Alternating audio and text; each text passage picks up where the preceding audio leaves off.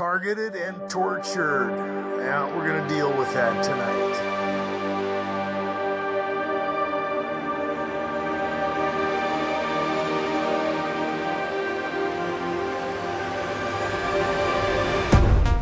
A lot of the things that targeted individuals deal with are psychological, but not all of them. We're going to deal with some of the more heinous techniques.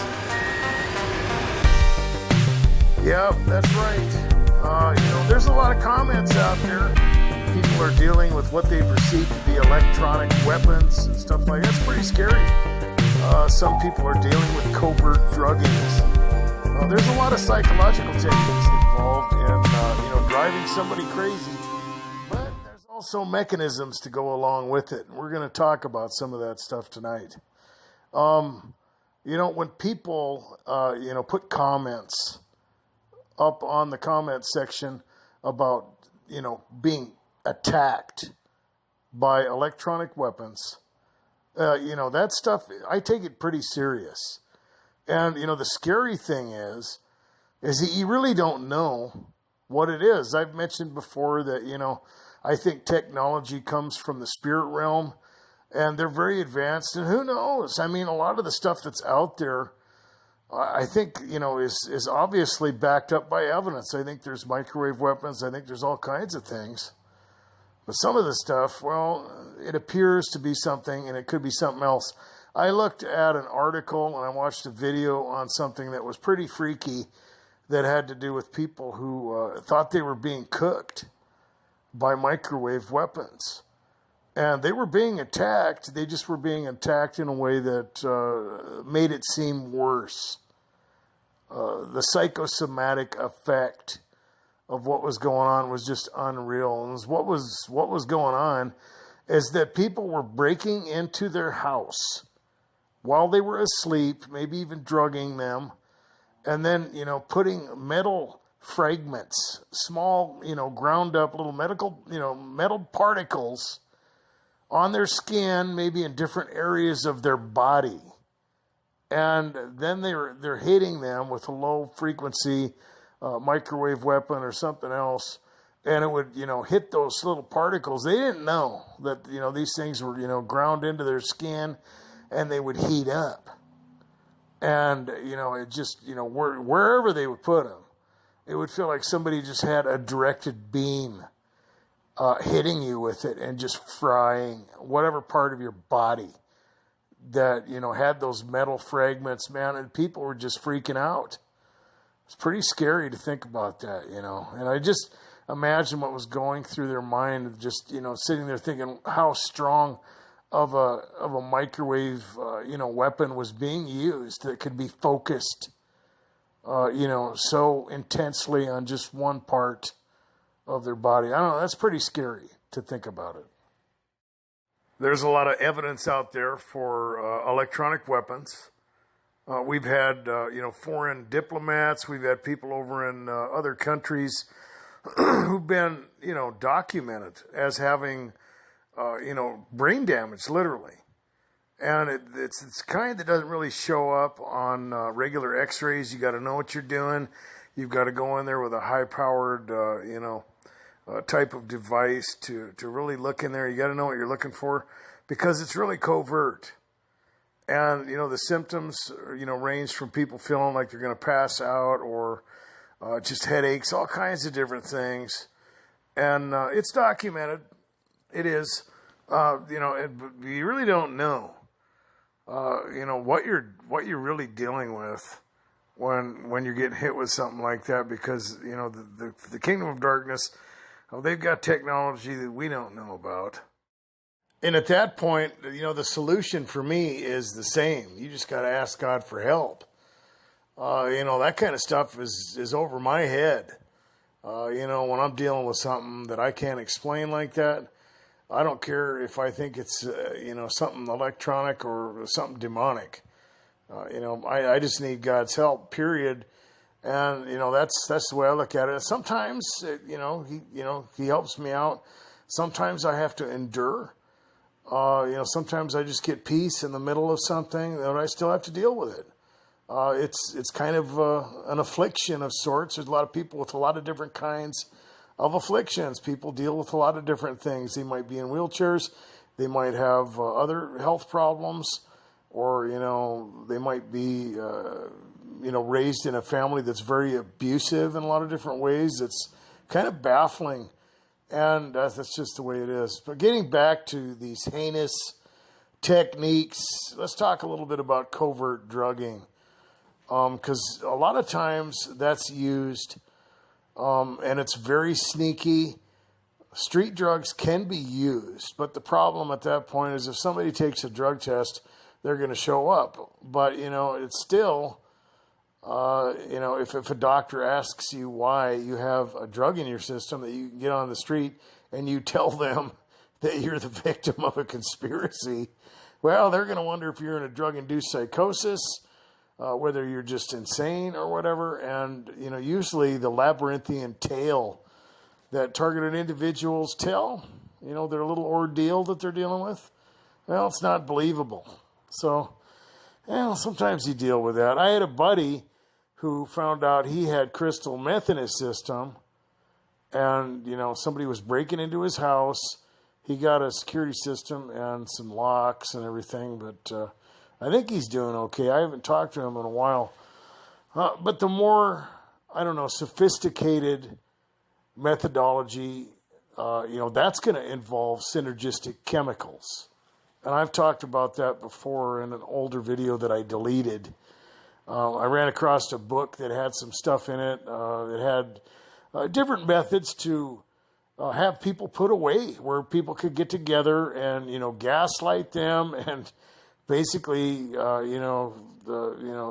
hamstring them.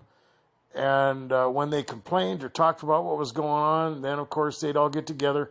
It's their word against the victim, and they would have them committed. It had to do with elderly people, and it can be used on anybody. But one of the methods that was listed in there had to do with synergistic chemicals. And, the whole idea, if you don't know what that means, is it's a reaction that comes out of, two or more chemicals together. So the whole idea was to slip something into the victims, maybe hygiene products or, a drink or something, before a dinner. They would be, invited to a dinner party or whatever. And then the other chemical would be put on the food. And of course, everybody's going to eat that because by itself, the chemical is harmless. When it reacts with the other chemical is when it becomes hostile, or, when you're going to get the side effects of it, whatever. Maybe it causes anxiety, maybe it causes nausea, whatever kind of chemicals that are being used. And sometimes it's more than two. And of course, the victim is not going to suspect anything because everybody's eating the food. They might even set it up to where, the person is serving themselves and getting food out of the, the tray or whatever. Maybe it's a barbecue or something that everybody is going to. And then it opens up the opportunity for these people to really lay it down, to really start to harass the victim and gaslight them. Because, when that synergistic effect takes place, well, they're gonna have those whatever symptoms. They might start feeling panicky, they might start feeling sick, and if they really want to lay it down on the person, they can do it. You're crazy, you're paranoid, you're having symptoms. You need to see a doctor. They could even pretend like they're getting angry, and just people get tricky. And when you got a group of people like that, that's not something you want to deal with. Most people don't know about synergistic chemicals. I mean, it's not like people sit around and, read through chemistry books and ways to, mess with people and drive them crazy, right? That's probably the worst part about being a victim of group harassment, is that, you're just living your life like a normal person, and there's people who are doing all these weird things, and they're thinking about all this weird stuff, and they're getting together, and they got this plan, and you don't know, and, targeted individuals don't know. They don't suspect somebody is breaking into their house or stalking them or whatever. And they find out, and it's always too late. Their dwelling place might be compromised. Then the terror techniques, the terror torture techniques begin. And, people who don't know how to deal with this stuff, they're sitting ducks. They think that changing their locks and stuff like that, they don't know what they're up against. They have no idea, and especially when it's involved, especially when you get the deeper psychological methodologies to where, people are getting street theater in multiple locations. They're getting attacked. They might be getting covertly drugged, even at restaurants. Somebody's put a lot of time into it, or it's something that's demonic or whatever. And it's just beyond. People don't know what to do. And they are definitely in the torture chamber at that point. I had someone come clean and tell me a little bit of the methodology that was being used against me one time. There was somebody that was coming around and they were playing little games and sowing seeds into my head and all that kind of wonderful stuff, talking about poisons, and somebody was coming in. I don't know if it was them. I'm sure it was probably someone else, and putting something in my food, and I was throwing up. And they were the seed sower. So they were talking about all the different ways that you could give somebody cancer and nobody would ever find out, and 5-10 years later the person would die or whatever, And this person, they got me pretty angry one night. I was being nice, and I was putting up with it. I had moved to a different location, and this person mysteriously found me. And, they knew that I had had enough. And, I used to be into martial arts and wrestling and all that stuff, so we'll just leave it at that.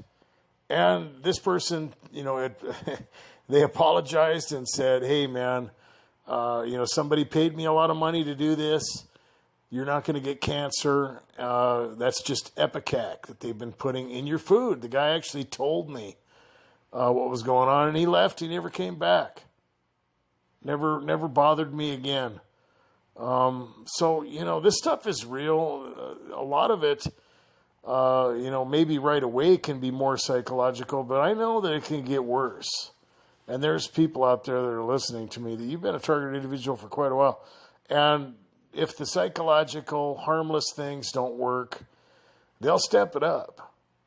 I'm not trying to make you guys paranoid, but you really got to be careful. You really do. You want to make sure that your dwelling is secure. You want to have protocols. If you think people are breaking into your house, who knows what they're doing? So you have to be safe, and you have to know what you're dealing with. Death by 1,000 cuts, It's not like people are just breaking into your house and loosening up the salt shaker. This isn't a prank. This involves real torture, psychological torture, fear. I had a comment that somebody had made that they were just horrified all the time. And that's what they want. And the things that they do to people, well, that's effective for that. It is. This is murder. It's torture. It's sadistic. And I'm not going to go off on it, but these people are going to be judged. They really are. It's going to come back worse. It is. And they didn't have to do it, and they knew better. They did. They have no excuse. I'm not going to feel sorry for them when it happens either. I've got a buddy who makes his own guns, literally. And somebody broke into his house one night. He woke up in his microwave where it was just a little puddle of glass. And I don't know what they wanted him to believe about that. But he doesn't mess around. And if somebody breaks into his house or something and they don't knock him out first, they are going to die. They are. So, he's trying to get me to get some guns, and I don't know. This whole thing is just beyond.